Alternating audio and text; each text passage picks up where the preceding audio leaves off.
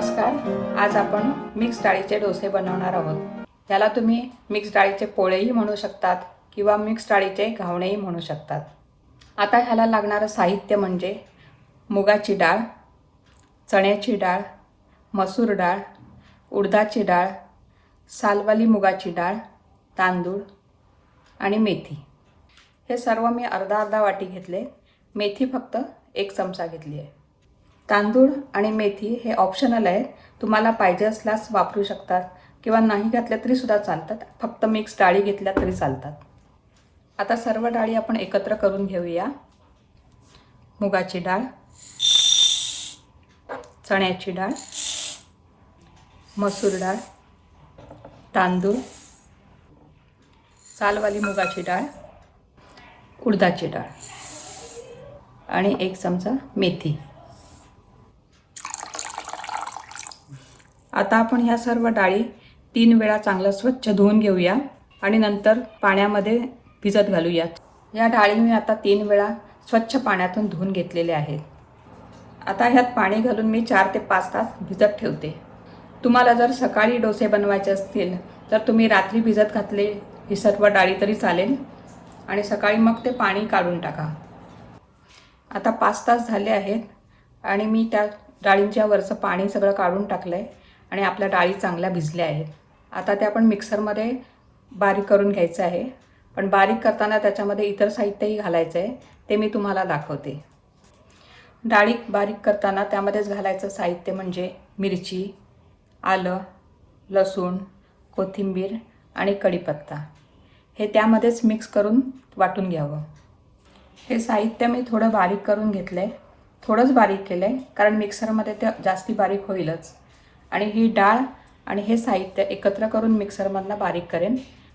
आता हे मिक्सरमध्ये मी डाळी सगळ्या थोड्या घालून घेते कारण एकाच वेळी सर्व डाळी होणार नाहीत, म्हणून थोड्या घालून घेते आणि त्या डाळी त्याप्रमाणेच थोडं हे मिक्सरमध्ये घालून घेते. उरलेलं आहे ते दुसऱ्या लॉट आणि तिसऱ्या लॉटमध्ये घालेन. वाटताना ह्यामध्ये पाणी घातलं तरी चालतं कारण आपल्याला डोसेच बनवायचे आहे, त्यात पाणी लागतंच. आता आपलं हे डाळीचं बॅटर तयार झालेलं आहे, पण ते थोडं जाड आहे आणि डोस्यासाठी थोडं अजून पातळ पाहिजे, म्हणून थोडं मी पाणी घालून मिक्स करून घेते. पाणी घालते. थोडं पातळ पाहिजे म्हणजे डोसे पसरवता येतील. आता आपली ही कन्सिस्टन्सी बरोबर आहे डोश्यासाठी. आता ह्यामध्ये मी हळद घालत आहे, हिंग आणि मीठ. आता हे सर्व मिक्स करून घेते म्हणजे आपलं हे संपूर्ण तयार झालं डोशाचं बॅटर. हे आता चांगलं मिक्स झालेलं आहे. आता आपण चटणीची तयारी करूया. आपण चटणी बनवून घेऊया. त्यासाठी लागणारं साहित्य खोबरं, कोथिंबीर, मिरची, आलं, लसूण, लिंबू, मीठ आणि साखर. लिंबूच्या ऐवजी तुम्ही आता सीझनल म्हणजे कावळासुद्धा घालू शकतात आंबट म्हणून, किंवा कैरीही वापरू शकता. हे सर्व मी आता मिक्सरमधनं बारीक करून घेते. चटणी आपली आता तयार झाली आहे. आता डोसे करायला घेऊया. मी आता पॅन गरम करत ठेवला आहे. त्याला तेल लावून घेते आणि तेल लगेच पुसूनही टाकते कारण तेल जर असेल तर त्याच्यावरती डोसा पसरत नाही, म्हणून तेल लावून ते सगळं पुसून टाकते. गॅस आधी मी मोठा करून घेते आणि तवा चांगला तापवून घेते.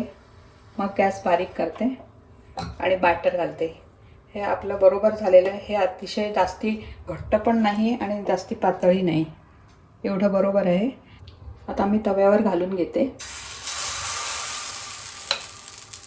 आणि ते पटापट गोल फिरवावं, एकाच डायरेक्शनने फिरवावं.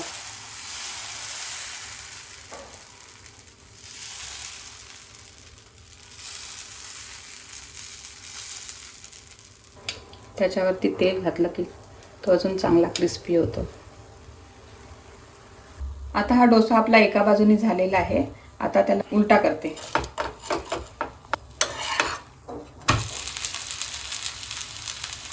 आता 2 मिनिट झाले आहेत आणि दुसऱ्या बाजूने आपला डोसा चांगला झालेला आहे. आता आपण तो फोल्ड करून घेऊया.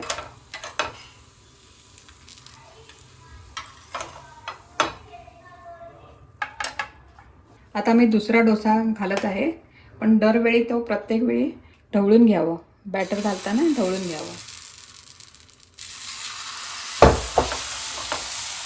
आणि एकाच डायरेक्शनने ते गोल फिरवत राहावं. त्यावरती तेल घालते. आता 2 ते 3 मिनिट होऊ द्यावं, म्हणजे एका बाजूने चांगलं होईल. मग नंतर परत उलटून पुन्हा 2-3 मिनिट ठेवावं. हे पीठ आपलं फ्रीजमध्ये चांगलं राहतं 4 दिवस. तसंच ती चटणीही 2-3 दिवस चांगली राहते. तुम्ही एकदा करून ठेवलं आणि परत वापरलं तरी चालते. आता आपला एका बाजूने चांगला डोसा झाला आहे, तो आपण उलटा करून घेऊया.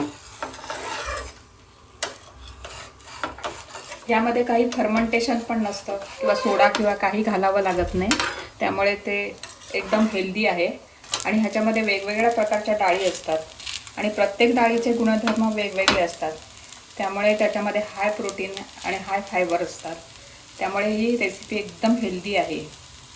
हे तुम्ही नाश्त्यालाही बनवू शकता आणि डिनरसाठीही बनवू शकता आणि मुलांनाही खूप आवडतं.